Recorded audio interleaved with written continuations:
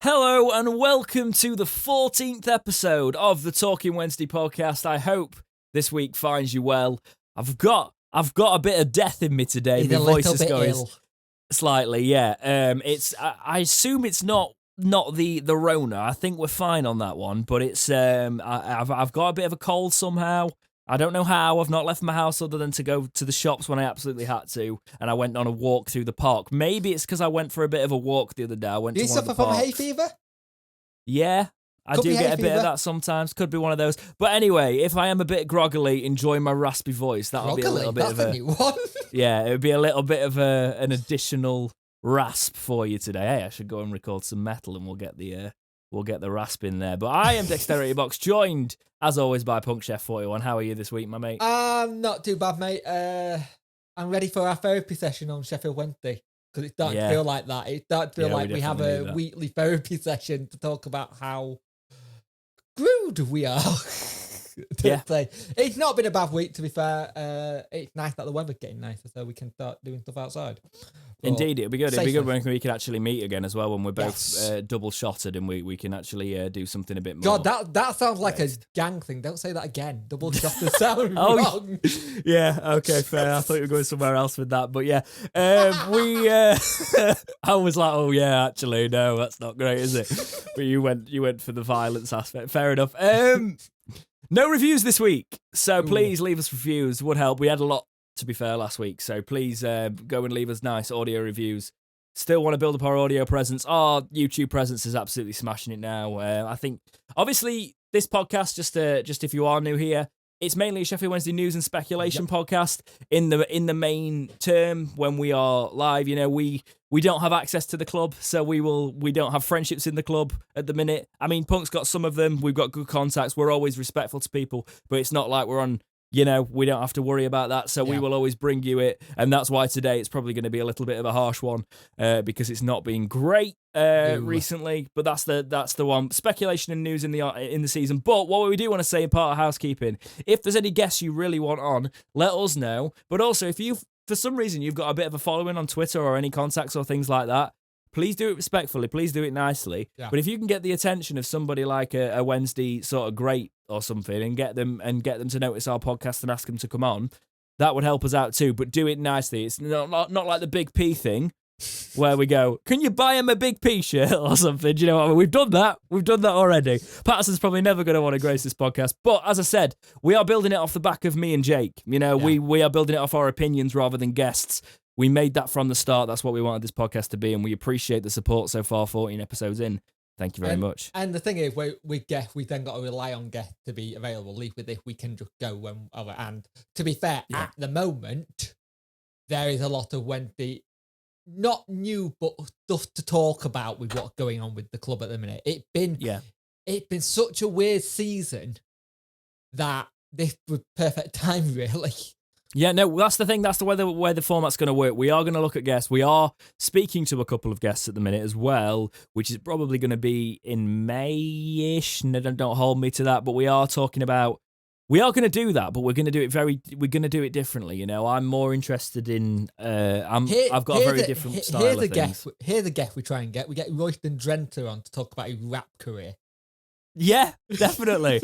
Yeah, or we can get Niall Ranger on to talk about his. Can you imagine? Like, I was thinking, like the ones that you could get that had flash in the pans for Wednesday, that like, or Jay Bothroyd or someone like that. Bring on all the players that were a bit controversial at Wednesday. That would be. The Jay Bothroyd one would be very interesting because he was very controversial.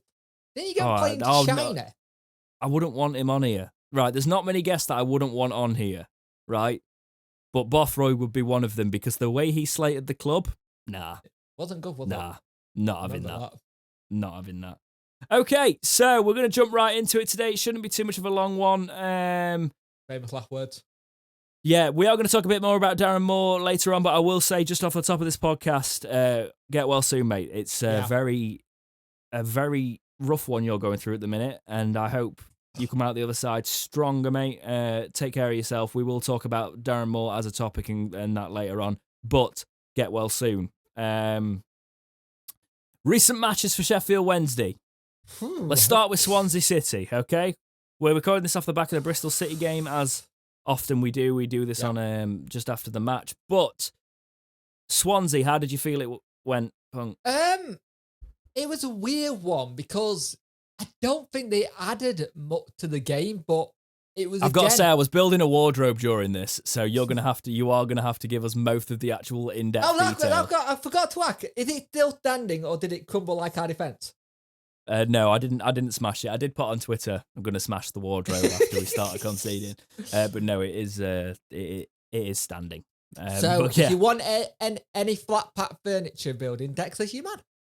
Extra revenue source for you. No, definitely. I had it in the background. I had the Swansea match in the background, but I didn't watch as intently. It's the only match this season that I've not watched intently, apart from when they had the hack a little while ago, and I didn't watch it at all. So two matches, such a plastic. Carry on. It was such a weird game because I felt we were okay and we played okay for most of it, but it was just defensive lapse again. And this whole trying to play from the back, Tom Lees is not that player. He's not that player. He's your old school, typical central defender, stand there, boot it. He's not a play from the back kind of player, really. Let's be honest, is he? And it was easy for him to get barred off the ball, and it was a simple first goal. Nothing Westwood could do about it at all. And we go forward, we try and make chances, but I think we had like 2 shots, and the ref were all off target or something like that. And it going down to that typical Wednesday thing where we're having a lot of shots, but we're not scoring. And this has been our problem for, I'd say, for about 2 or 3 seasons, where we create a lot, but we don't score. I think if you think back a couple of years ago, Punk, it was a case of we could score, but we couldn't create. Yeah. And now it's flipped. Yeah. Really. And they got the second. It just killed the game off for us, really. We were just like, there's no point. And I think we all hit that kind of, well, that's it. It's done. This was our game in hand. We needed to win. And as much as I like more coming out of what he said at the end of the game, and people have slated him for being overly positive in it, he's only been here, 8-9 weeks? He's not had much time with the players as it is due to illness, and now even more so. And I'm seeing people turn around and say Moore shouldn't be manager next season. You got to give him chance. Yeah, well, we're going to talk about that a little bit later on, actually. Yeah. But yeah, it's a weird one. And then you go on to Bristol City today, and I just before we do this, I feel like I have to prepare myself because I'm not great today. But I just if you want to sum up Sheffield Wednesday season, let's just prepare ourselves with a drink. I don't think you've got one to hand. I didn't prep this, but let's go for a quadruple, shall we? Because talk me through Bristol City, Punk, because I've just streamed through this. So the video that I took up on my channel for this, I kind of lost it in the second half of you because we had a game where we completely dominated them and played some very good football. Great first goal. Great work by Windass to head it back for Borna to get on the end of it. He loves a headed goal from a corner. We get a penalty, and let's talk about that controversial red card that some people are saying. If you're going for... What's controversial about it? No, I've seen people go, it's a bit controversial. I have actually seen people say... He's not a goalkeeper! I know. He's literally gone to get rid of it, and if you've got the photograph, put it in here in the pod for visual listeners. Puts his arm up like that. That's an unnatural position to have your arm up. And he's like, it's a fantastic save if you're a keeper. You're not a keeper. No, and you're not a keeper. We go and get the penalty, and it was the longest walk off. I really wish that referee had just gone, get off the pitch, because I think that didn't help. Start, I don't think he was going to give it. No, I don't. He didn't point to the spot straight away, and he sort of touched his ear, and I was like, what are you doing? Please don't do this to us. But then Bannon takes that penalty, and it wasn't a confident penalty at all. No. And it was, keeper read it perfectly, saves it. And Bannon, for the rest of the game, was trying his hardest to make anything happen to try and get a goal himself, trying to set someone else up. We had about 11 shots off target, only 3 on target. Second half played pretty much same as the first half, and then 87th minute, we back off. They hit it. Tom Lees is at fault again. Let's be honest. and Windass, while Westwood cannot get a hand, to this ball, and that's it. That is game. And Westwood would never save in that bottom corner. We're trying to get into it, and there were great chance right near the end that we could have done it, but that was it. As Bannon was going off, like we said off stream, you can see Bannon was upset, visibly upset, because he knows he probably sent Wendy down by missing that penalty. Because the fat lady's warmed up and she's beginning a vocal trill. She's going for it. She's ready to serenade. It's that whole thing. It's not there yet because we mathematically could do it, but it's that whole situation where I don't like our chances because we're not that kind of thing. It's green back to, and for you, it'll be, I think you said you started supporting us when we were in League One? Yeah, Colchester 3-0. Well, it's not when I started supporting, it's my first match. Yeah. But yeah. I remember that Crystal Palace game where we got relegated, clearly. And it feels very much like that again. I remember that too, because obviously that was when we went back up. So, but it's a case of, I don't think it feels as bad as then. Where we're having to it feels worse, rely on other people in a sense. And we'll speak about it later, but Rotherham could actually possibly get out of this. Definitely. If they've got anything about them, they can get out of this. What do you think? I know people may have seen your stream, but what do your take on the actual game today? Because I think we were dominant. I think we played a really good match. I think the midfield was quality. I think Bannon was quality. Yeah, he's the scapegoat for everybody. I think he linked up play well. I think Pelopessi did his job. I think the defence, apart from that Lee's error, was decent. What I'm really disappointed is our quality of finishing. Our strikers have let us down today, and it's pinned on Bannon missing a penalty when actually, Harris, couple of chances. The one where he could have slid it under the keeper, that's a goal for me. With Windass chances, he takes the extra touch where he should potentially look at laying it off. The amount of times that shots just ricocheted against the Bristol City defenders. I completely forgot about the Palmer chance in the first arm, which was fantastic because he's on the stretch. Yeah, and Palmer hitting the bar, a volley. And that was linked from a Bannon ball through. Barry Bannon will shoulder the responsibility for what happened today. And I can see it, and you can see him doing that. But for me, it was the forwards' job. The forwards had so many jobs. Yes, he missed a penalty. Yes, it's not a great penalty. If the keeper goes the wrong way, you get lucky on those ones. He needs to put it a little bit more into the corner. He's gutted, and you could tell he was trying to make up for that by going forward and beating three men and taking a shot. Do you know what, Bannon? Work on your finishing and do that a little bit more, because the way you can still beat men in a box, I have not seen him do that in a long time. No. Frightening. And frightening how he can beat a man in a box. The scary thing is, you're probably going to see that from Bannon till we're down now, because he's going to have that kind of thing of going, this is on me. The only problem there is you hope he can keep his discipline when going into tackle, because he does like going in for a tackle. And sometimes... He likes swearing at referees when it doesn't go his way. He loves swearing at referees. One of my favourite things I like about him, actually, at the time, because if we're going to actually talk about that, can we just go back to the QPR game where he went in on Wildsmith, and you could hear it. And we didn't mention that, actually. Twice. Yeah. Completely. Come on. Well, try and say it without actually making me bleep you. So what did he say to Wildsmith? Joe, you're beeping useless on one of them.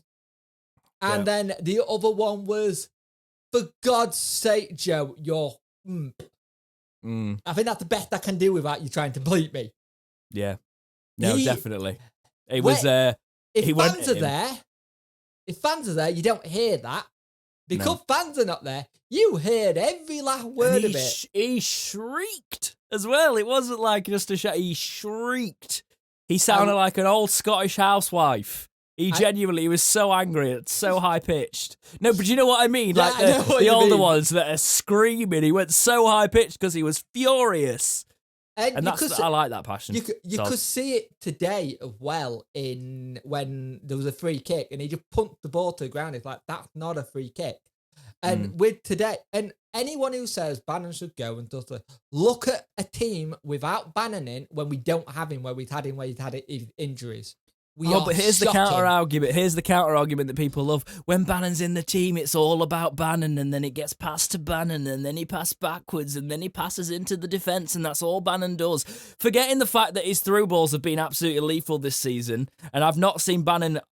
Bannon's been so in form this season. I am actually gutted for a player being in this current squad. You know. I have a funny feeling, as I saw it in your stream in the chat, people saying if he goes, he might have a relegation clause in. And if he does have a relegation clause on him, fair play to him. But I have a funny feeling he's going to want to try and stay if he can. Would respect, he would be my favourite Wednesday player of all time if he did that. If he stays on I think steers this ship. Yeah. I think he might, because he seems like one of those players, especially since he's been at Wednesday, who, let's be honest, we shouldn't have took a punt on him at the first place. He hadn't played any games. No one has seen him in a while. And we went, you know what? I think we gave him a 6-month contract till January. And then in January, we gave him a full-term deal because he was just that good. Yeah. And it's that situation where flag him as much as you like. Stay off his social medias. Leave him alone. He's going to hate this as much as well. He doesn't need fans going in on him. I'm tired of it, man. I'm tired of it, man. Like that we get called, like we get asked, like, why don't you promote it on Twitter in the groups and all that, like, you know, like the journalists do and stuff. And I've got massive respect for the way they promote stuff and they take all. I'm like, the reason we don't promote our stuff in there and our opinion pieces in there is because the worst pushback from anything you get is on those platforms, right? Because you'll have it and you'll have people just trying to do a quick like and not thinking what they're doing. And you'll get just people who love to abuse on those platforms. Don't get me wrong. I love being on Twitter. I love tweeting about stuff and all that. But the reason we don't push the Talking Wednesday stuff there is people love to clip things out of context and take things and that. There is a Talking Wednesday Twitter. Go follow it. We do try and push that. And it would, to be honest, the only reason we're probably not we're probably not like wanting to get the guests on here and pushing it that way is it's very difficult for me from like a follower base. Unless I use my personal, which has got more, I'm not going to use my personal to do this because it's my music one. But like, unless I use that, using the Dexterity Box one or using the Talking Wednesday one, having like something with less than 500 followers, it's difficult when you go into a player with like 200k followers. Yeah. You know, and there is some people that can do that a lot better, and I respect that because they've built up their platforms, you know, their personal. But I refuse to use my personal platforms to get us guests and things like that, and that's why I keep it on that front. It is a weird one, but let's face it, we need 4 wins. I can't see it coming. I can't see it because back to football. That'd be great. This has hit me. I've not eaten today. Right. Oh, this is going to be fun.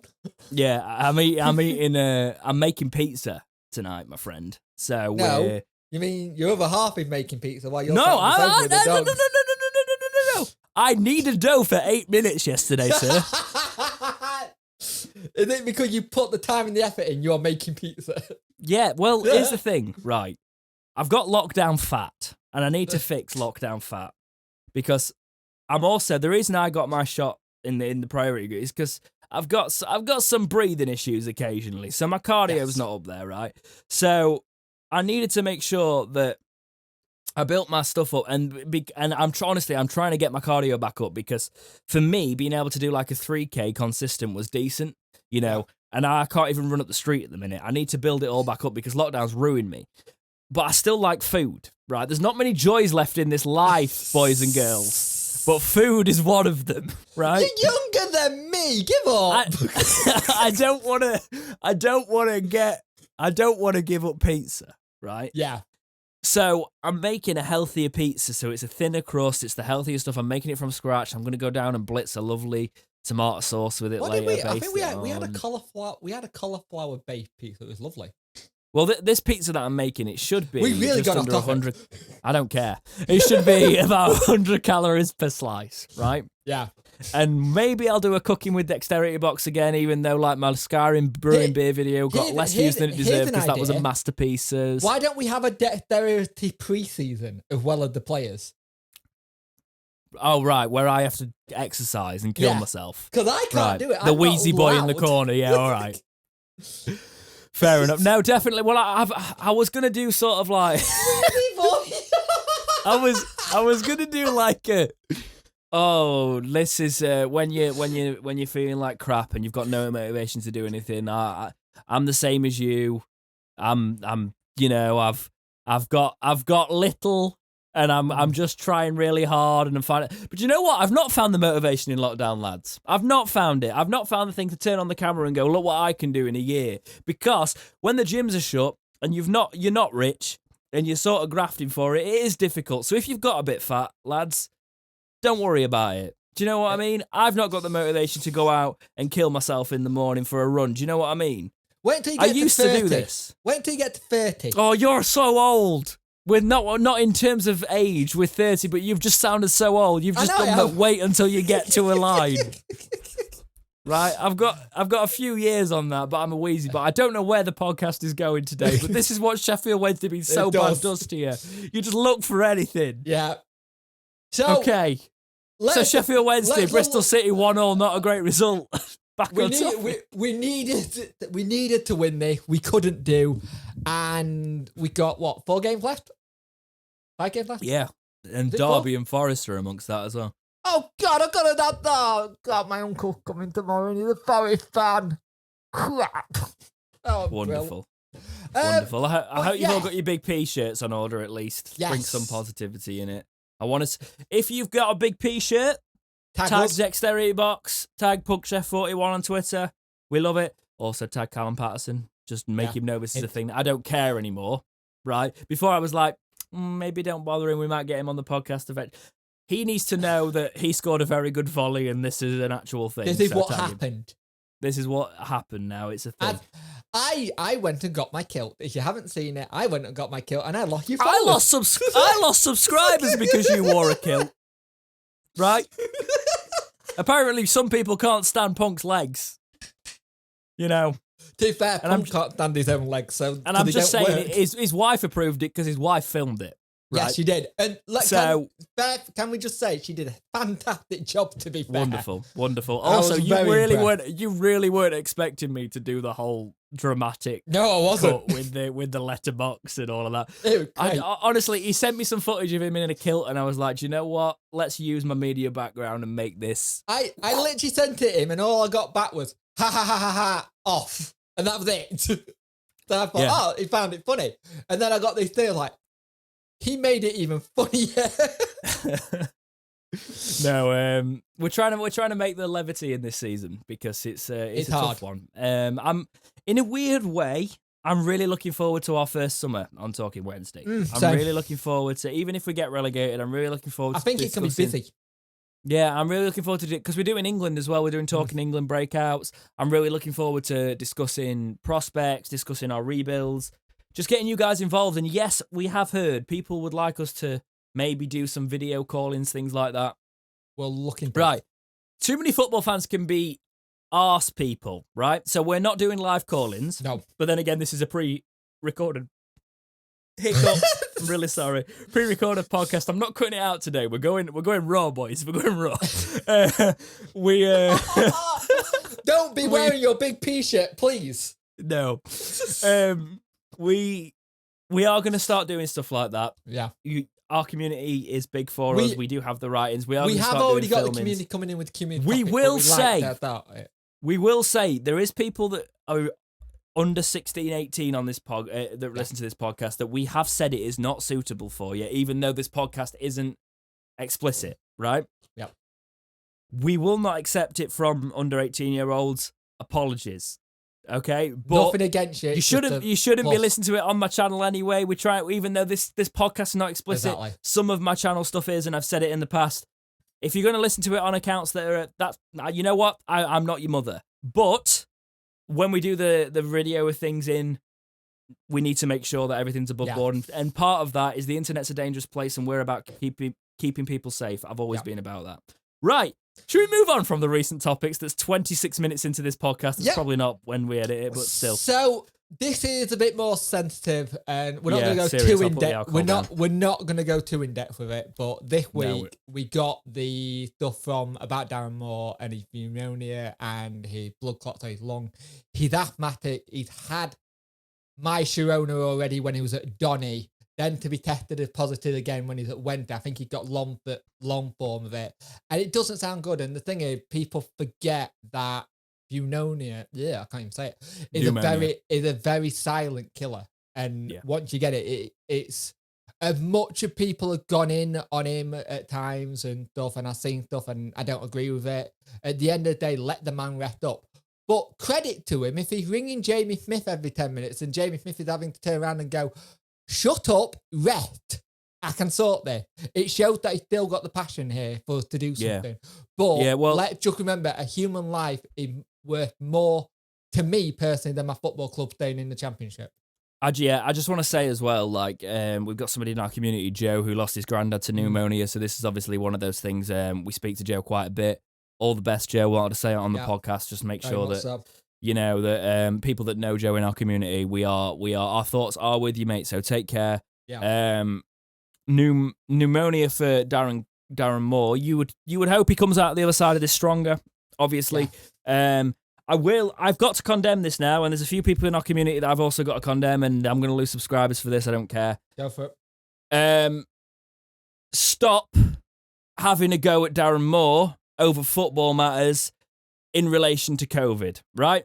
There's a couple of people, I'm not going to call you out, because I've already discussed it at length, and I know that certain people of a certain age or a certain way do not.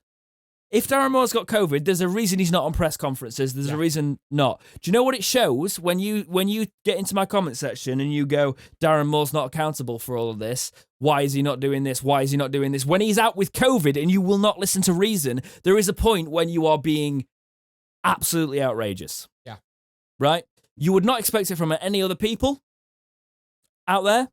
I'm not even going to bring the race conversation into it because there's been a bit of that as well. And I'm not having that from the start. Okay, and I get called. There's people in your comment section that call me a little bit of a virtual signaler. If me not being a racist is me being a virtual signaler because I say that I want everybody just to get on with their own bits and be decent to each other, I don't care. Okay, please. At the end of the day, we're all only human.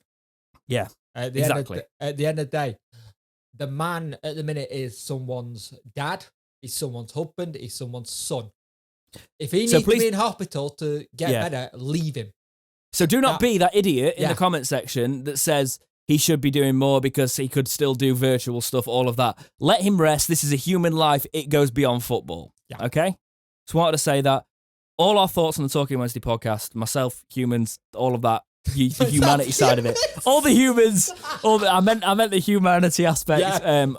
All of the... you see, this is what happens when your brain goes quicker than your mouth.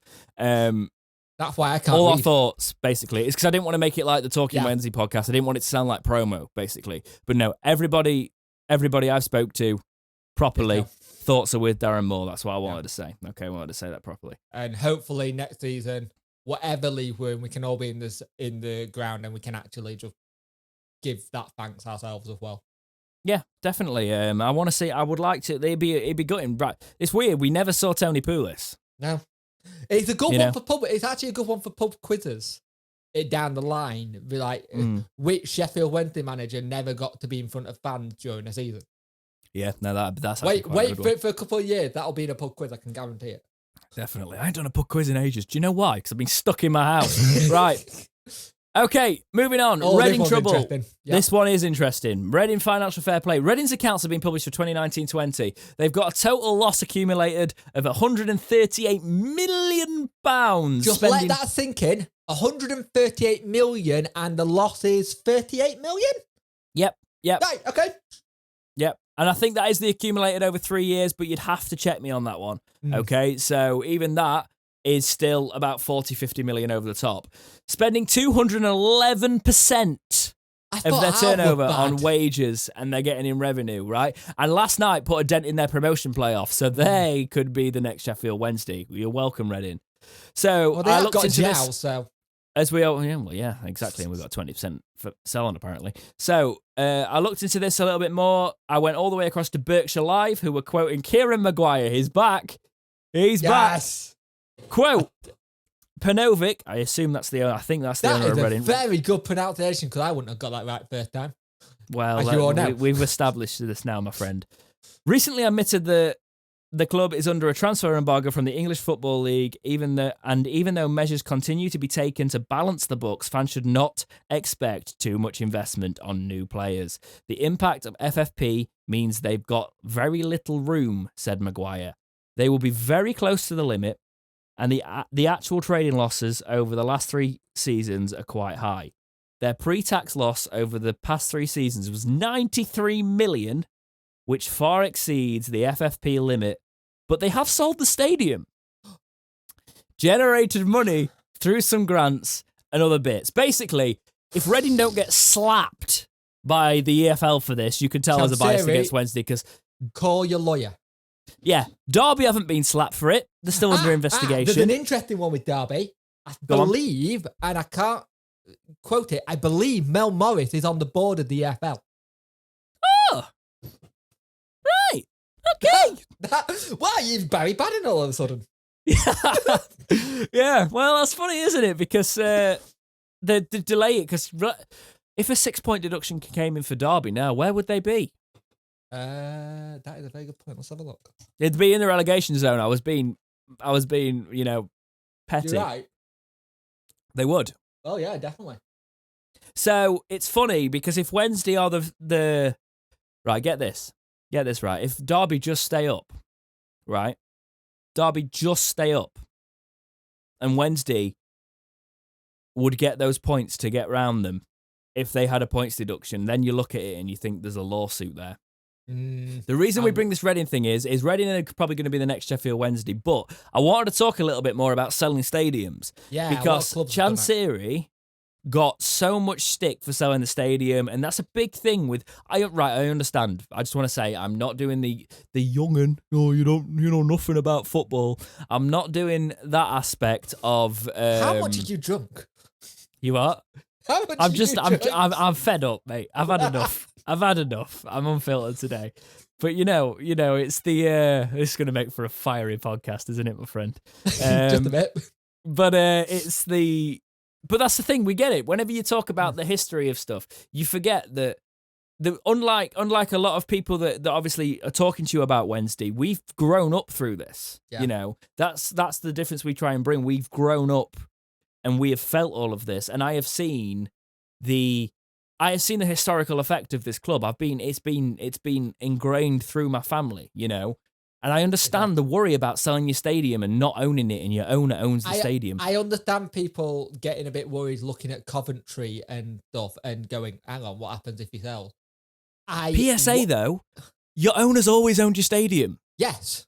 Just not this literally, right? They own the club, so i.e. they own all the assets to do with the club. Derby, Villa, Reading and Wednesday have all done it, okay? Yeah. Villa, funnily enough, are getting away with it because it paid off for them. Yeah. And they're in the Premier League, which you will eventually say, Premier League. Because we grew up through the Premiership era. Yeah. But you're saying that, I won't. No, you won't. You won't. And there'll still be a comment going, why can't you say it? It really annoys me. It's not been that way since the Premiership. He's summoning Beetlejuice here. We're going down that aspect. No, but it hasn't paid off for Wednesday, right? But it has helped us balance things a little bit more. The unfortunate thing, there is the way I look at this. I look at Reading, and yes, it's going to hit Reading, but they've got a better squad. Very much so. They've got more sellable assets. Yep.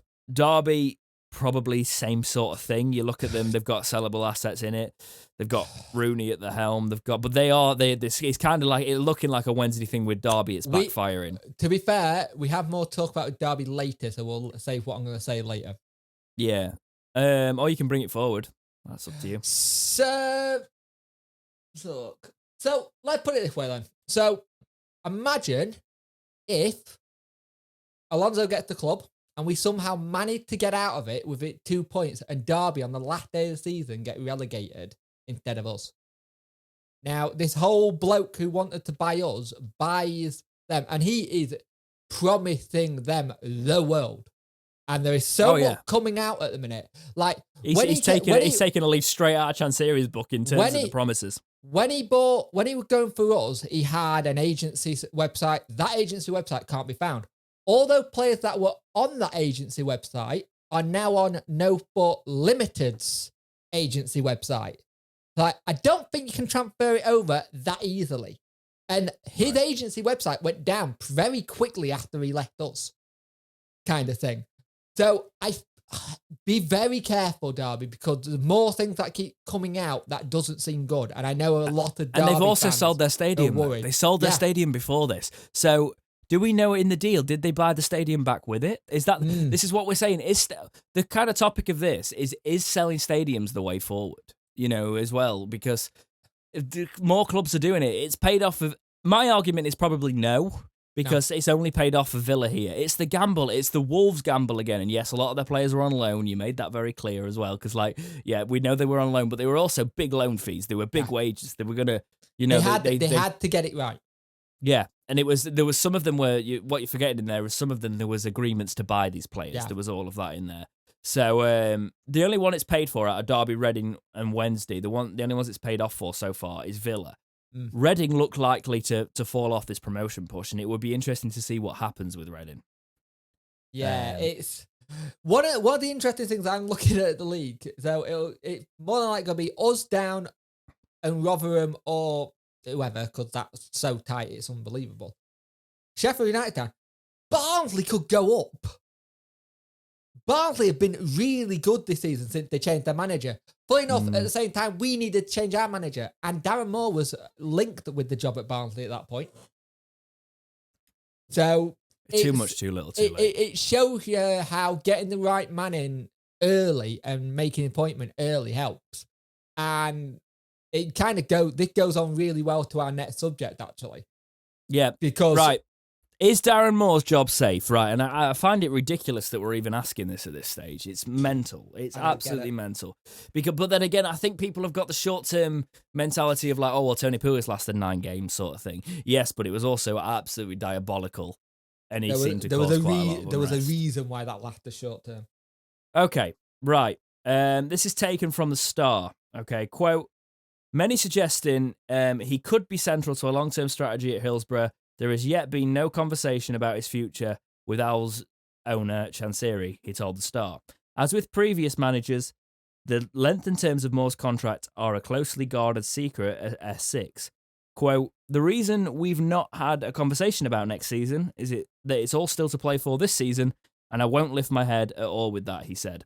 As I've said, we move on to Saturday now, which is obviously in the past, which is another important game. All of that, blah, blah, blah, blah, blah. End quote. The blah, blah, blah, blah, blah wasn't part of the quote officially. But Darren Moore, they're not going to talk about the contract. That's not the way they're going to do it. Would he leave a promising job at Doncaster, even though his results were a bit rocky at the end there? They were sort of falling off a little bit. Would he leave that for Wednesday if he wasn't guaranteed some sort of assurances in the future? Yeah. Is his job safe? Because if you also look at it, right, actually, do you know what? Opinion piece it. Is his job safe, Punk? I hope so, because you look at what Chansiri's done with most managers. He's given them time to build. He's given them money to build. On that sense, yes. But we also wonder, in Chansiri's remit, was it you have to keep us up and your job is safe kind of thing? But at the same time, he paid money to get him. This is the first time I've ever known us paying money for a manager. So it would seem like a waste of money if you paid that money to get more out of his contract, to get him to come here. I think he's safe. He's got to be safe for me personally, because he's not had enough time to do anything. Yeah. I also want to stress, this is probably going to be a breakout. It's just the way the topics have fallen. For the love of God, obviously the man's ill at the minute. We don't mean any disrespect. I've got to say that if this bit's the broken out bit, because we've already talked about Darren Moore and wishing him well and all of that. The one thing that is important is because in the same week all this is kicked, it's just the way news works, right? Yeah. People are starting to question his position at the club, and I don't get that. No. I honestly don't, because for me, I like his attacking intent.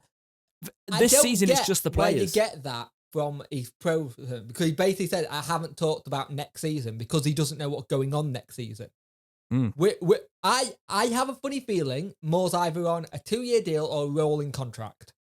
I reckon, right, they know, right, you are not... Here's the thing, this is also what we talk about, press access, all of that things. The way press works, you aren't going to turn around and go to the press yet. I've already got an idea for next season. Yeah. He's got an idea for if we go down to League One, right? It's gotta be. That's why he's been brought in. Yeah. In my opinion, right? Oh, yeah. Because the way it's fallen, the sensible thing there is he says he's got no plan for it, right? But you plan for both eventualities. You do your best with the current players. If you say in the media, yeah, I've got a plan for next season, the players go, well, what? Are we staying up or are we, what's your plan for? Do you know what I mean? But no, you don't say that because then they stop playing for you. Any chance of you staying up is he's probably got more of a backup plan for League One than he has for stabilising in the Championship now. He probably got a list of players he wants to get who are out of contract at Donny. Just rubbed on it, yeah. That's the way he's going to do it. But he's not... I've also seen people turn around in the video I did on this going, he's not the right man for the job and stuff like that. He's had 2 managerial positions before he took us. Donny, he nearly got him up in that first. They missed out on playoffs and COVID. They absolutely screwed him. You can say it now, apparently, because I do put this podcast as light profanity, so you can say it. They screwed him with COVID. They were very close to getting the playoffs. I think if they had kept on going, they were in the playoffs and they probably would have made a shout. And this season, it just plateaued for whatever reason. If you look at what happened to Donny in January, they lost one of their best players to Preston. They had a lot of players leave. And when you're a League One club, if you've got a good player, you have to turn around and say, thanks for your service, but this is too much good money, especially in a pandemic when there's no fan coming in. That money can go help on wage bill or structure elsewhere. What have you seen from Darren Moore that you like? I like his attacking intent. I like how he's making us more aware of where players are on the pitch. So you see players are looking up more before they make a pass. But I like the building out from the back, even though we don't have the right players as yet. They're in our injury room. They're in our treatment room. They're playing out from the back. Under the right people, that works. Mm-hmm. And that works very well. What I like is the amount of crosses we're getting in the ball. But in the box, even. The crosser, especially Palmer. And we said it again.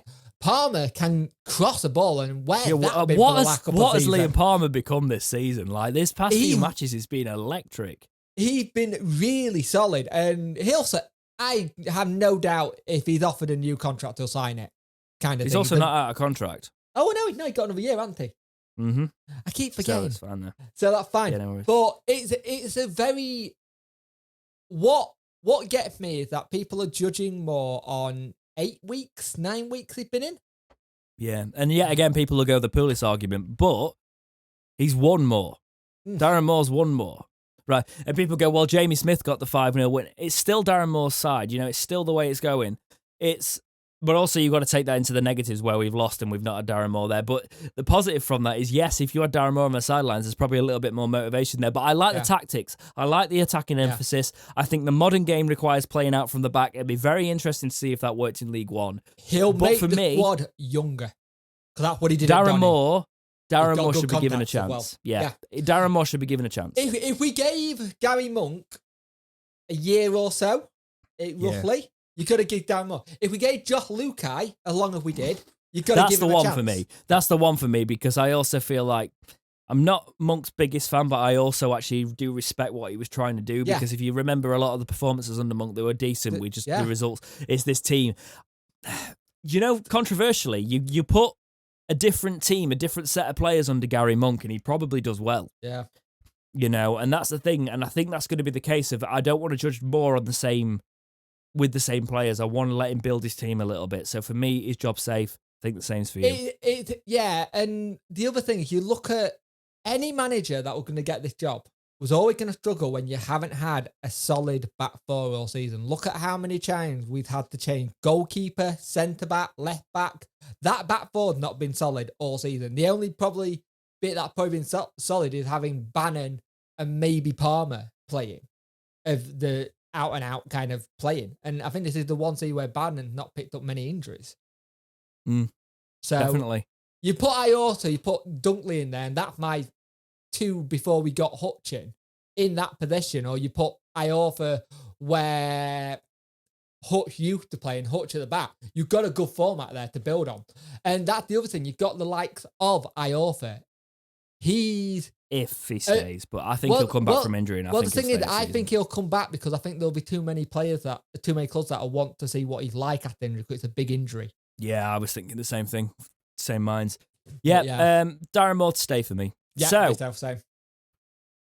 Would this is going off the aspect now. It's looking likely that relegation's on there, right? We talked a little bit about there could be a snatch and grab with Derby at the end. Trying to bring this into the realistic tendency, right? Let's have a look at from the positive spin on it, okay? And I don't necessarily agree with this because I've been anti it all season, but I wanted to bring the topic up. Would relegation potentially be better for Sheffield Wednesday? Looking at the out-of-contract players, the amount of dead wood you've got there. I mean, you've got also the likes of Jordan Rhodes and Urigidi amongst there, which you could say, they're on, Urigidi's on a good contract. Jordan Rhodes, yeah, maybe you could see him going, but he did start playing. Hang on a minute, stop. You can't say Urigidi's on a good contract, he's not. No, that's what I said. I meant, did I not say that? I might have not said that. But what I mean is Urigidi's not on the same sort of contract as Jordan Rhodes. I meant he's on a good contract for us. Yeah. For our side, sorry. Yeah. I'm talking about the mentality of the players, the prospects of Darren Moore knowing the league as well, And is it a rebuild time? Is that the best bet for Wednesday, or would a rebuild in the Championship be better off? What's your opinion on it? A rebuild, let's look at it in dreaming world and realistic world. We'll go dreaming world first. Rebuilding the Championship, Darren Moore got a lot of good contacts and will get some really good players into the squad.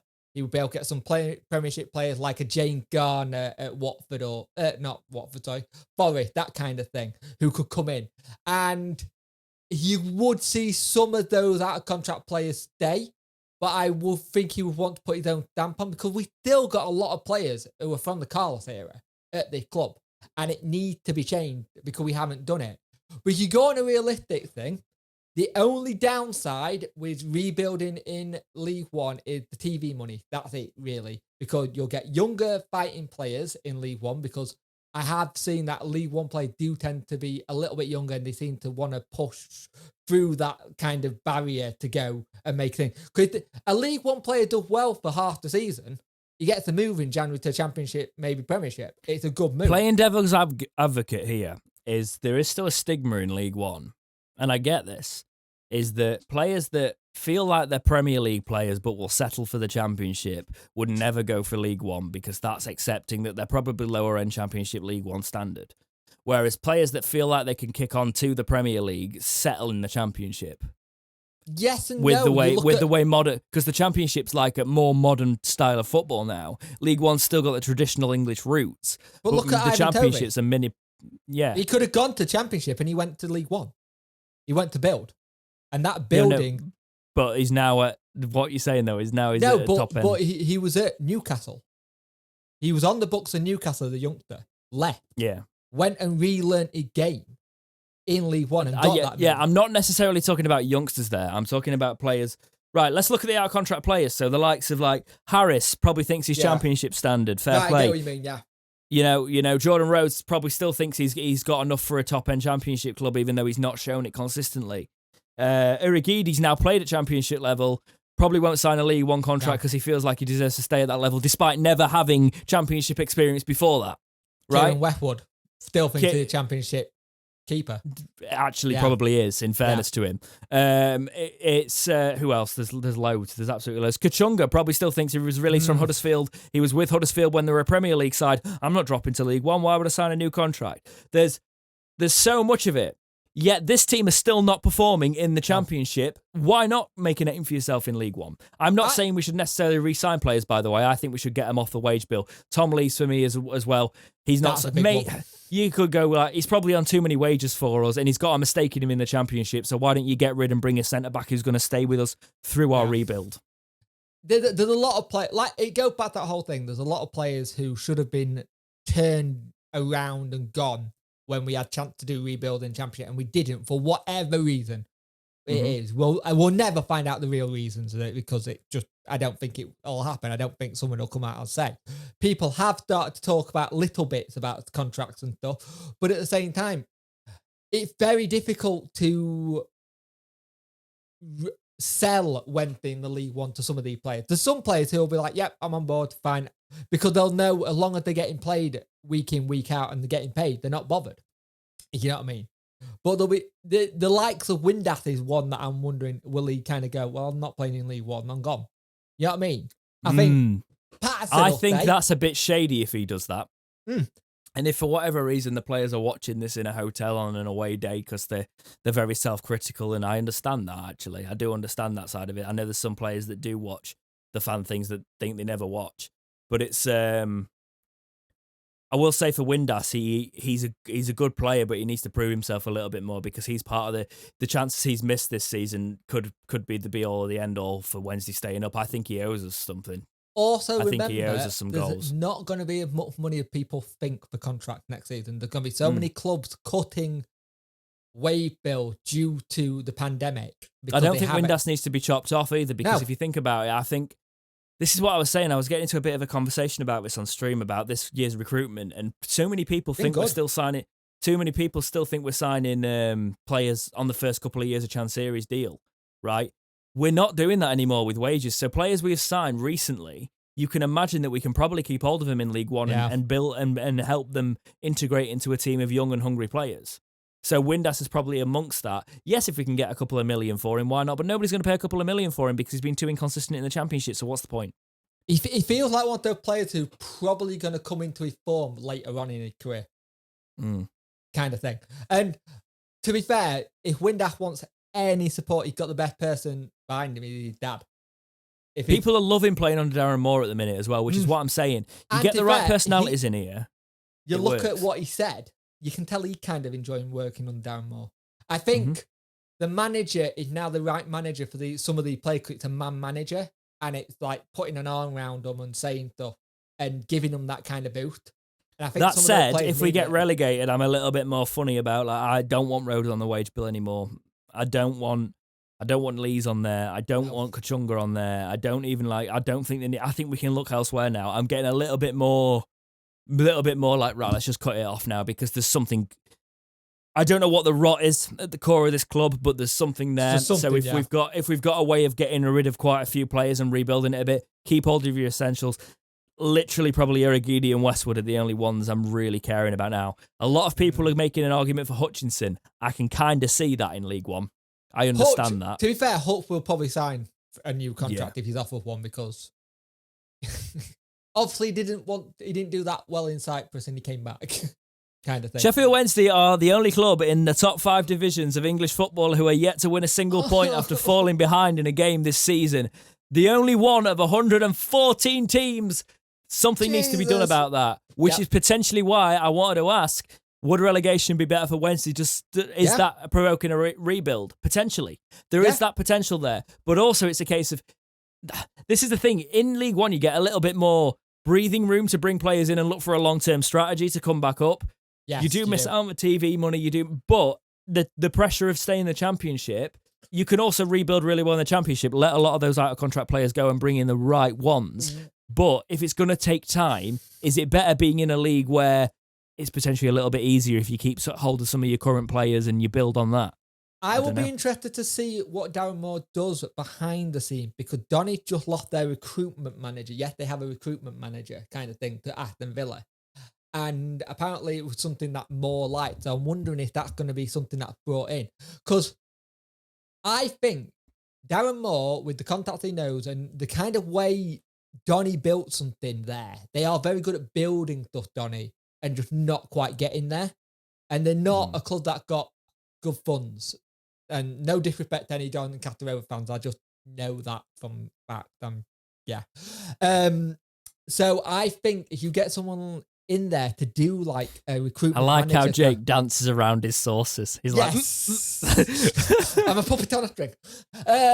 But it is that kind of thing where he was, I think it's Adam Henshaw, I think it is, who's just gone to Villa, was apparently crucial for Donny's build under Moore. So I wonder if we look at something like that. But mentally, it needs to change. And I think any support the player can get off the pitch, like a sports psychiatrist or something like that, would help. Because I think a lot of people forget that it is a physical game, but mentally it's a hard game as well. Something needs to be done about the rele- mentality of this team. Especially for sure. after relegation season, they will need a lot of work to kind of build up confidence. I agree completely. So let's go from the mentality side of it, and let's go to the actual physical side and the injury side of it. Dunkley and Fizz are back in training. So Shea Dunkley and Deli Bashiru are back. Deli Bashiru was on the bench against Bristol City. Would you like to see a little bit more of him the end of the season? Now we've not really got that much. Yep, definitely. Tell him that he's going to be in our midfield for the next season and build him in there. Drop him out for Pelopessi, getting some game time and see what happens. Unless I want Pelopessi to sign a new contract potentially, but if Deli Bashiru ends up being an absolute baller, maybe we can do without. It's one of those. It's a difficult one, isn't it? Yeah, it's a quick one but yeah, players are coming back. Would our season have been different if Shea Dunkley maybe was fit when we've had some Tom Lee's clangers this season? Would Shea Dunkley have been a better player for the style of Darren Moore? Maybe there's so many what ifs this season, and I'm quite tired of it. But yeah, to be fair, that's probably the only one bit of transfer business we did bad from, because we signed an injured player straight away, and we couldn't. Yeah, I know, but it could have also been one of the best bits if he'd not had setbacks. Because he was solid at Wigan. Yeah, exactly. Just needs to sort it out. That's the thing. We took a risk on him, but we also got him on free. We got him on a free because of his injury record. Okay. This is another one. This is a fairly credible one as well, because it's quite well. We'll just quote you. It's from the Star. QPR are looking at Penny in the summer. So Queen's Park Rangers are keeping tabs on Sheffield Wednesday defender Matt Penny, according to the Sheffield Star. Penny, who spent last season on loan in Germany with St. Pauli, has it's Pauli, isn't it? Yeah, probably. Has made 12 appearances in the Championship this season, starting 10 times. QPR have identified Penny as their potential target ahead of the summer transfer window. The 23-year-old's out of contract at the end of the season. End quote, paraphrasing. We talked about Penny a lot.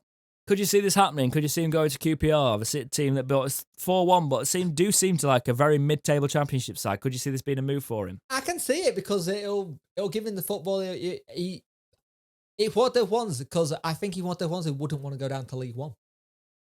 I think he sees himself as a Championship player, even though he hasn't been good enough. Now, the only good season he had was under Josh Lukai. And that's not me saying he can't be good enough. I think Matt Penny's got a lot of potential. I just think our old team's been underperforming this season, and when Penny's come on, the amount of times he's crossed it and it's gone out for a throw, I've been like, oh my Christ, sort it out. The one thing that Penny, I always keep hearing, is that he just doesn't train well. The one thing I've heard, he's not a great trainer, and that's what kind of put him out of favour with some of the managers. Because 23 years old, you've got to train well. If you've not broken through yet, you might think you have because you've got the professional contracts and you've been on loan and you had a manager that likes you in Josh Luakai. Jack Dobbs was the same back in the day, if you remember that one. I do remember Jack Dobbs, yeah. It's similar kind of thing. It's one of those things, you can only not train well and pull it off in games if you play to the Latin Ibrahimovic or Ronaldo and you're doing the business. Yeah, Ronaldo trains well better than anybody else. But I know what you mean. That sort of standard. Yeah. It's a case of bad example on my part. I think when Moore comes in, we've also heard things about other things that go off in training that we can't speak about on this podcast. But training means a big thing, doesn't it? Yep. Doesn't it? Things that go off in training, they're very big. And you've got to make sure that you're training well, basically. Yeah. And I think that's why we don't see a lot of certain players in the Sheffield Wednesday lineups, do we? No. So, at the end of the day, I think everything... Since Moore come in, there have been a difference in training when you've seen those videos. It's a little bit more aggressive. It's a little bit more... The tempo's up. And Tony... I've forgotten how you say his last name. You know what I mean? Video conditioning bloke. Strudwick. That's it. Thank you. Oh, I've probably butchered that as well. You can tell he's obviously been given the remit to go, right, this is what I want to see. And you saw it on, I think it was Friday video, they were looking very focused and more tempo up. And I'd be interested to see what kind of training camp Moore want to do in the summer. Well, does he get into that side? Let's look at it from a QPR perspective. Does he get into that QPR side? So they've got currently left-back positions. They've got Nico Hamlian. I'm so glad you're reading these. 24 years old. They've got Lee Wallace, who's 33, so maybe he's a replacement there, and Todd Kane, who's the right back. So maybe he's a case of left back. elite. Yeah, maybe he fits in there and he brings in, you go with that. I don't know if they've played that Hamlin much. Let us know in the comments, QPR fans. But I just don't see him as a left back. I've always seen him as a left winger. He's not but then again, his crosses haven't been that great. He probably is more of a left midfielder, a classic left midfielder. At the moment, Liam Palmer is looking more of a winger than a left back with his crossing. Yeah, he's a wing back though, isn't he? They're playing wing backs. I actually enjoy this wing back style. We get asked a lot about playing out from the back, but when you've got somebody like Liam Palmer that's actually always been solid. He used to get slated because he was like, well, he's good at doing bits of fullback work, but he doesn't offer much else. And now he's a wing back and he's taking that centre mid history and bringing it into his crossing, and it's just. Yeah, it's working perfectly. And Reach again on left back's great as well because he's got... Reach is not staying. To be fair, Reach has one of the better games today. QPR should be after... I'm just saying, you should be after Reach, not Matt Penny. Well, and I've said that now, and they're going to be linked with him. There is somebody who is linked with Reach. I can't remember who it is. It's... think about it. I was going to put it in the story, but I thought we'd already kind of spoke about Reach a lot.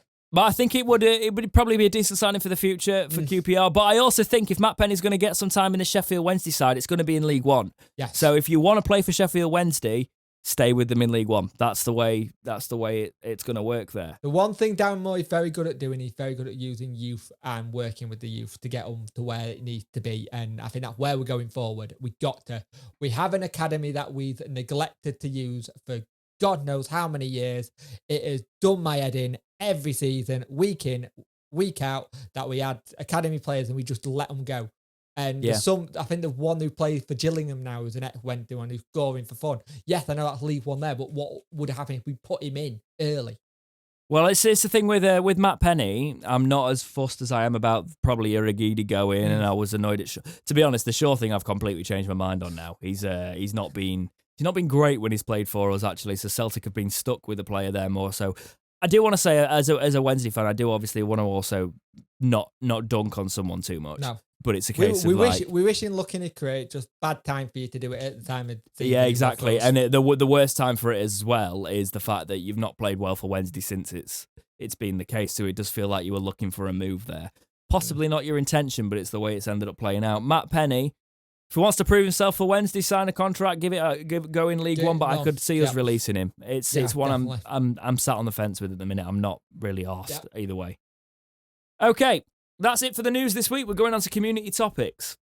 So let's lighten it up a little bit with Captain Nat starting us off today. Some of your favourite movies you can watch over and over again. I don't really watch movies. I know mine straight off. I don't anymore, but there is some ones that I can always watch if they're on. I've got three for you. Mine are more TV series. I'm more of a TV series person. That's a different question. I'm going to say my three. Go on.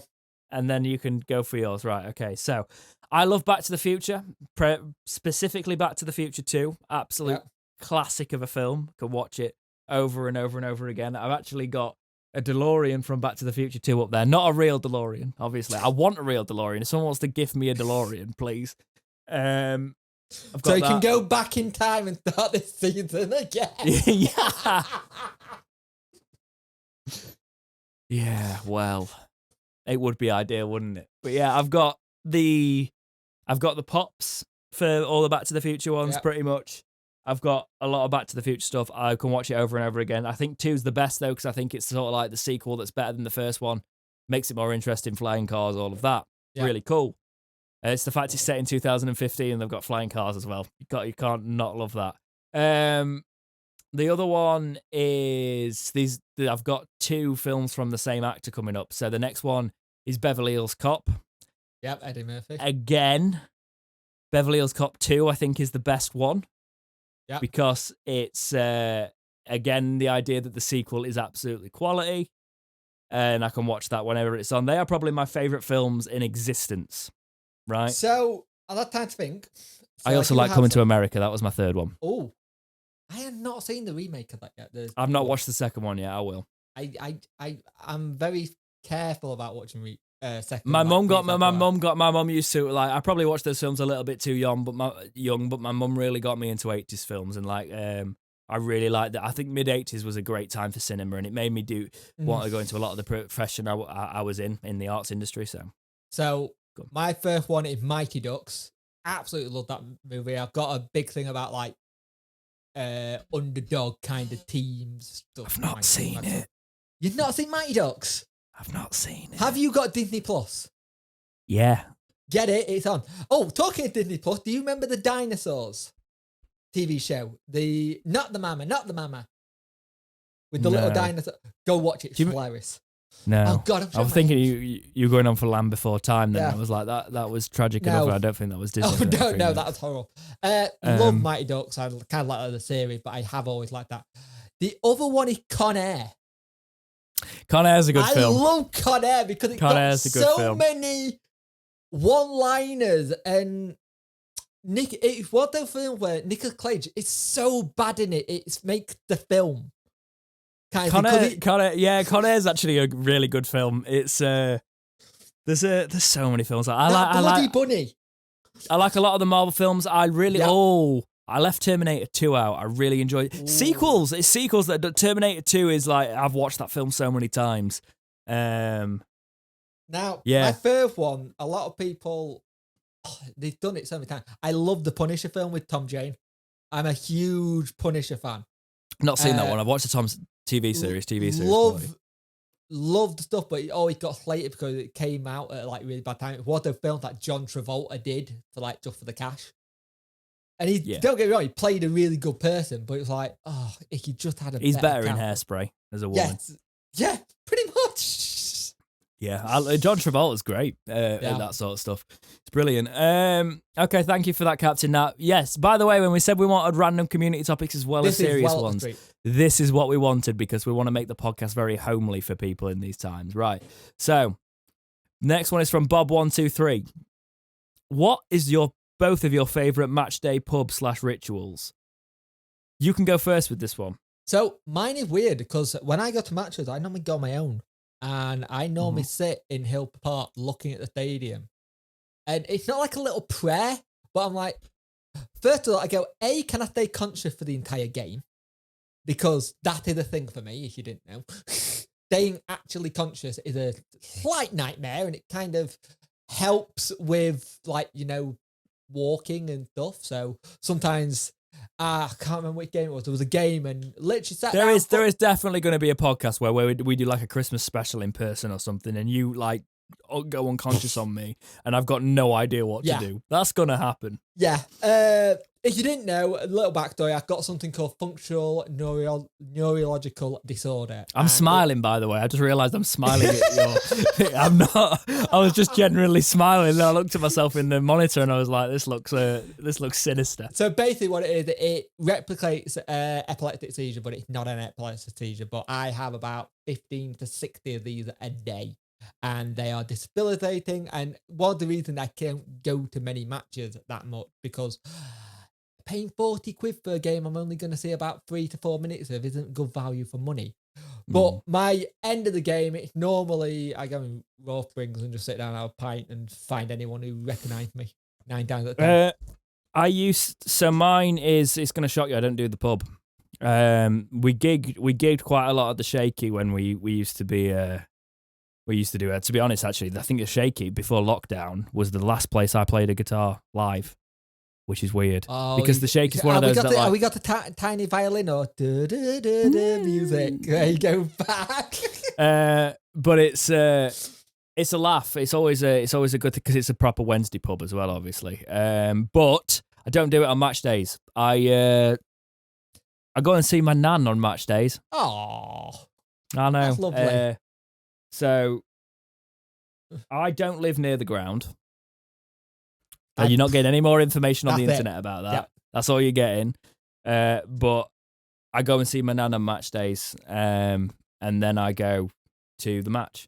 And yeah, that's my ritual. And then afterwards, I go and I usually Wednesday have lost, and I usually go and have tea at my nan's as well. Which is nice. Are you all right? No, she knows Wednesday. She knows Wednesday very well, so she knows the so hot full pie and extent chips of that. and peas and Henderson's is ready for you after the match. Yeah, that sounds lovely. Or a stew. A stew. You see, I'm not a massive fan of stew, but if my nan makes it, I can't say no. Yeah. And to be fair, she does make a good stew. To be fair, there's certain dishes that if your nan made them, you can't say no. And if you did say no, they get asked, are you poorly? Or what is wrong with you? What have you done? They know a fun story. We didn't grow up with loads. Like, and it's a case of like we used to go to my nan's, and my nan's was to be fair, it was the only time we travelled to get a KFC because it was the only place with the KFC near. And like going to my nan's always used to mean KFC as well. It was either Nice. And I'll be honest, I was a spoiled little crap because if I went and it wasn't KFC day and my nan had made a stew, even though the stew was great, I'd be like, no, it's stew day. When actually I just wanted a KFC because that's what children do, obviously. Yeah. But yeah, no, I love that part of it. I've really missed it because I've not seen my nan. She didn't come for Christmas or anything like that, so I've not seen her in a while. So I will be looking forward to getting back to that. But yeah, it's one of those I spoke to her.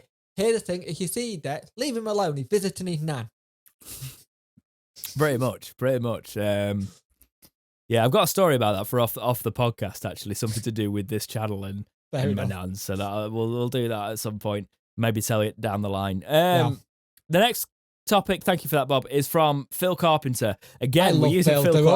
They're really good. Like, can I just say, this is how the podcasts I listen to, the gaming podcasts, the professional ones that I based most of my influences for this, as well as obviously my background. This is how they get their write-ins. Yeah. How Phil does it. Starts formally, Dex and Jake sort of thing, doing the thing. Does it how I'm going to read it. And I love that. So thank you, Phil Carpenter. Dex and Jake.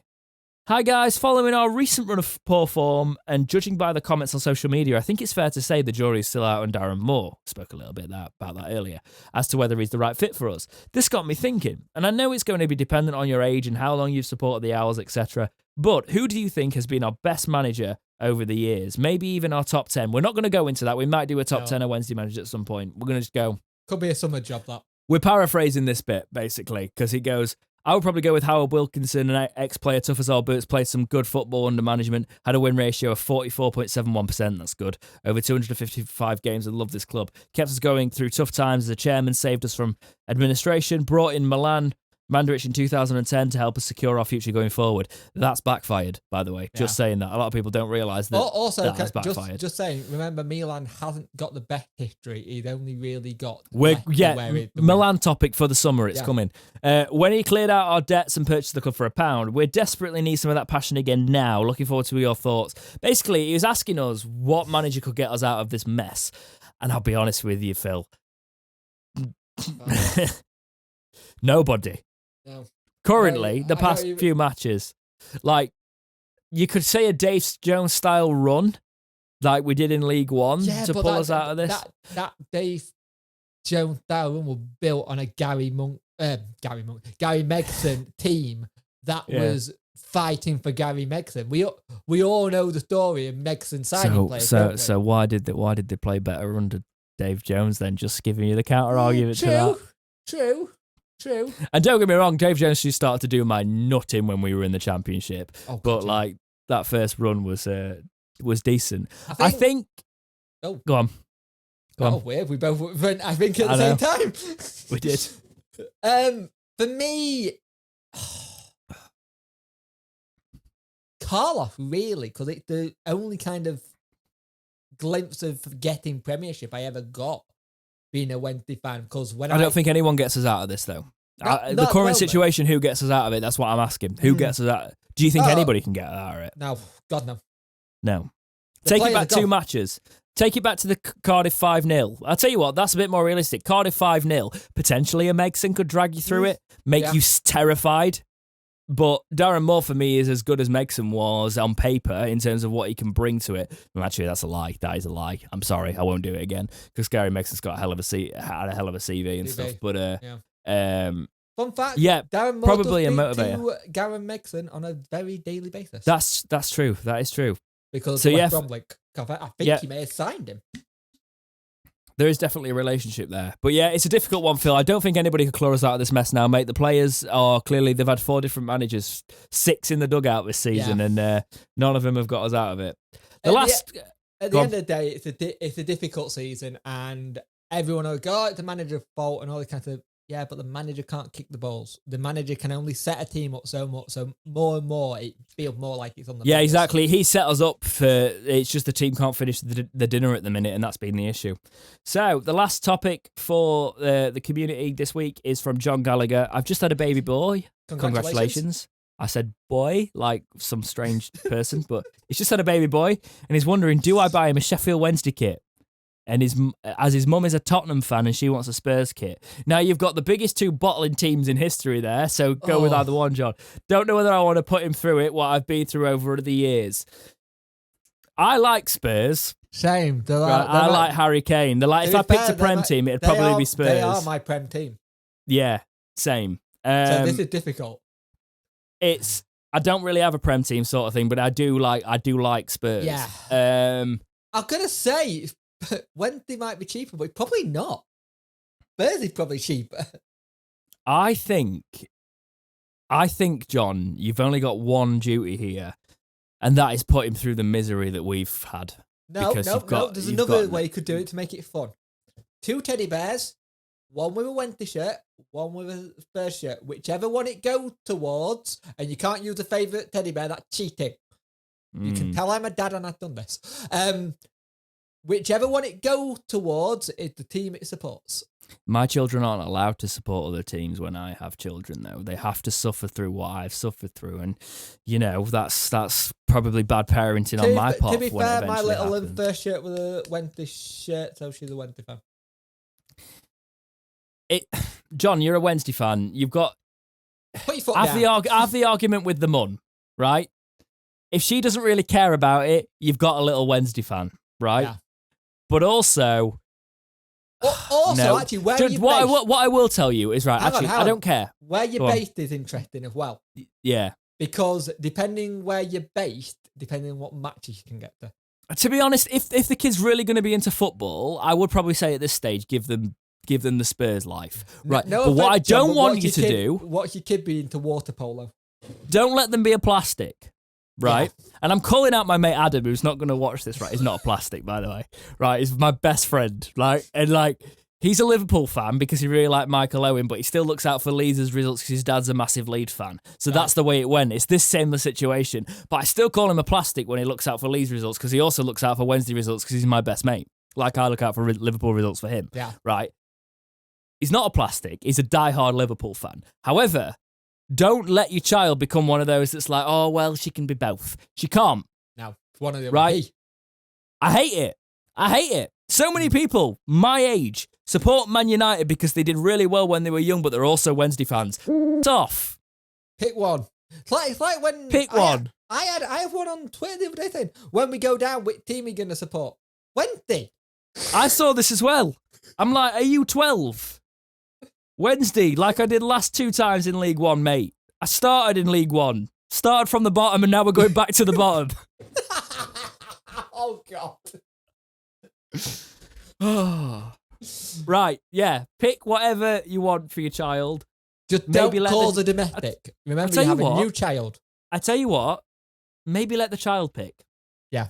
As Punk said, you could do that thing, or you can wait until they get a bit older to show an interest in football. I said, they might not get interested in football. They might like water polo. Yeah. I mean, it's probably anything's better than Wednesday at the minute. Okay. Thank you for that, John. Congratulations on the birth. Yeah. Okay. Upcoming matches. The last segment of the podcast as per... Oh, Christ. I mean, does it even matter? So, Blackburn Rovers. I'm not... Right. I'm going off a result. I can't be bothered. Sorry. Can't be bothered. The professionalism of this podcast. You're getting them from a match ago. I don't care what they did today or Saturday when you're watching this. Last night? Didn't they play Derby? Did they beat Derby? I think that... shows you all right. We will do it. We'll do the professionalism. We'll do it for you. I think they played I need Derby. food. I'm hungry now. Yeah, Wednesday have bottled it and I'm hungry. Blackburn Rovers 1-2-1. Right. So Blackburn have got a record of 13 wins, 11 draws, 18 losses. That's 50 points. We're playing them at home, I believe. Yeah, because we got home games at the minute, yes.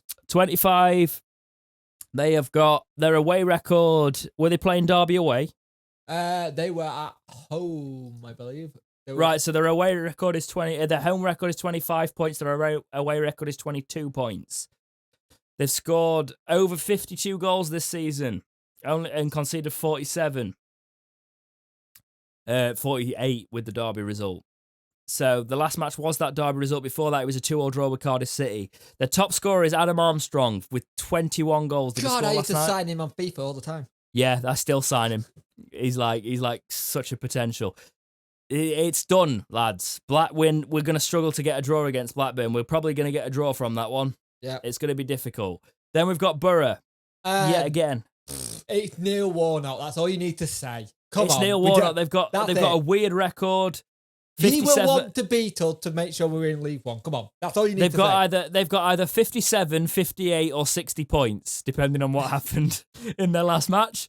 But they are fine. They're middle of the pack. They don't really care. Playing them away from home. Their away record's worse than their home record. Oh, they lost to QPR today. Okay, so they've got 57 points. Their home record's a lot better than their away record, which is an interesting one for us. They've got 34 points at home as opposed to 23 points away.